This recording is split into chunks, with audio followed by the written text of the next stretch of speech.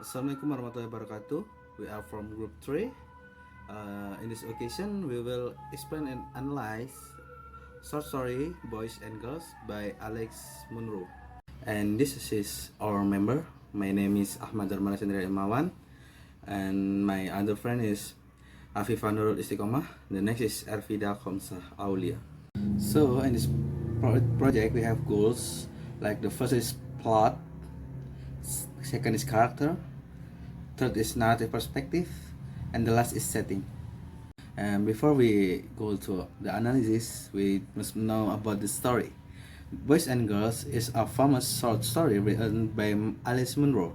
It first came out in 1964.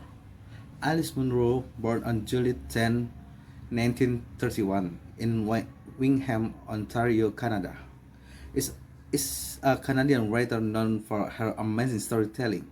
Her stories really capture life experiences well. She got a big honor in 2013 when she won the Nobel Prize for Literature. The Swedish Academy called her a master of the contemporary short stories. And the next is a plot. At the first, we have exposition at the beginning, and at the middle we have conflict, rising action, and climax. And after that we have falling action, and the end is resolution. Okay, my name is Ervida Aulia. I will explain about the beginning of the story. The beginning of the story, the narrator introduces her father, who is a fox farmer. He raises silver foxes in pens. Then she introduces Laird, her younger brother. They spend all time watching their father's work, skinning foxes. However, their mother as a housewife didn't like this bloody job, but the narrator prefers to help her father with his job rather than her mother. In the summer, foxes need to drink more, so her job is to bring water to the pens twice a day using a wheelbarrow with a tin drum. This routine involves filling the drum at the pump, trundling it to the pens, and watering the foxes. I'm Afifah Istiqomah and I want to explain about the conflict of the story. The girl wanted to work at the fox farm with her father. She believed that she could be a valuable person to her father in his work. However, the difference between men and women in society's perspective makes her expectations shattered. And the next we have rising action. The narrator does kitchen work, but she doesn't like it. Then she hears the conversation between her parents. Her mom thinks that Laird will be more helpful when he's older. The girl doesn't like this and thinks her mom should be in the barn. The narrator doesn't fully trust her mom. She sees her mom as both someone who helps and someone who tries to stop her from working on the farm with her dad.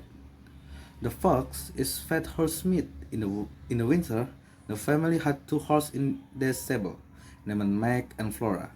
In the middle of the story, the narrator and her little brother fight, but it is not usual that she have to use all their strength against him.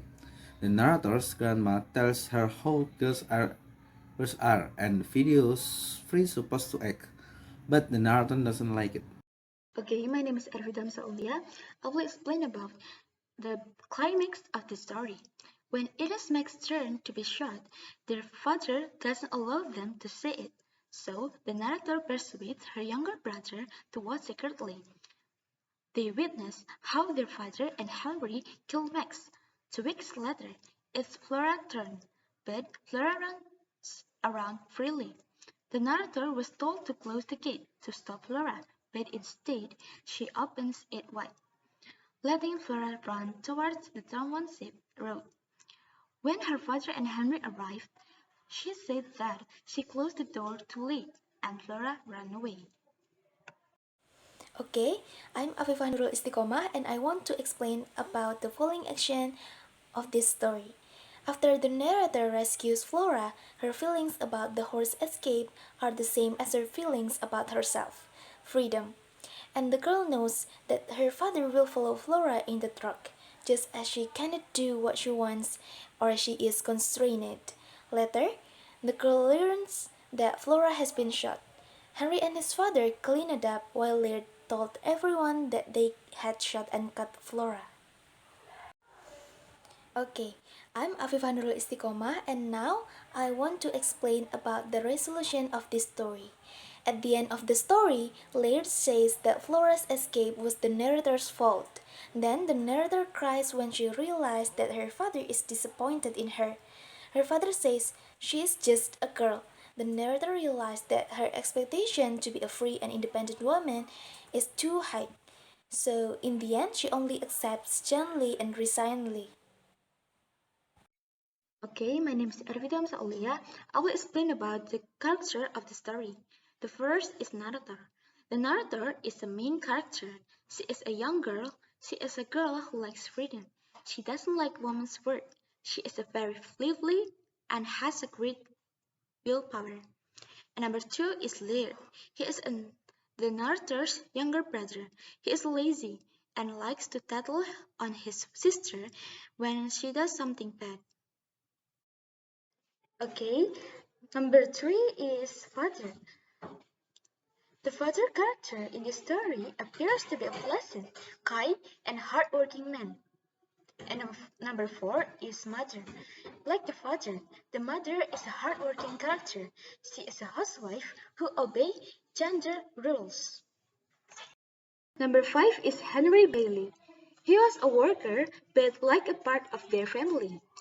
He was a fun person for the kids. And the last is grandmother. She is a strict person. She still maintains that the rule that the man is above the woman. Okay, the next I will explain about the kinds of character. Forsters and English novelists identified that characters are either flat and round. Flat characters is a character who has no internal conflict.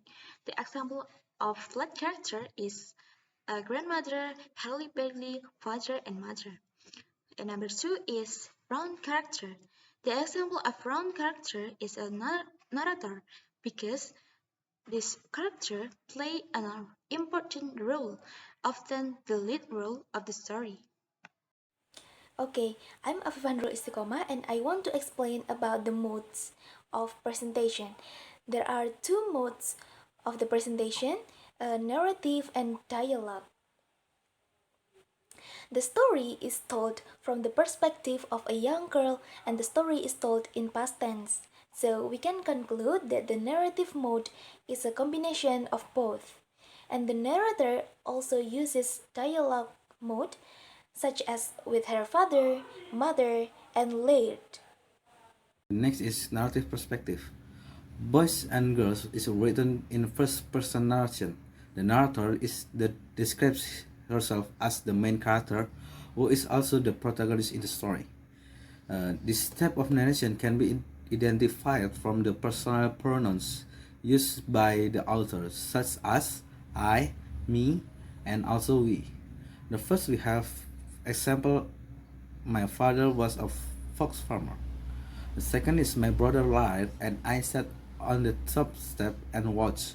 The third is it discouraged it discouraged me that the real war had gone. The fourth is my mother was too tired and preoccupied to talk to me. The last is after we had sent to bed.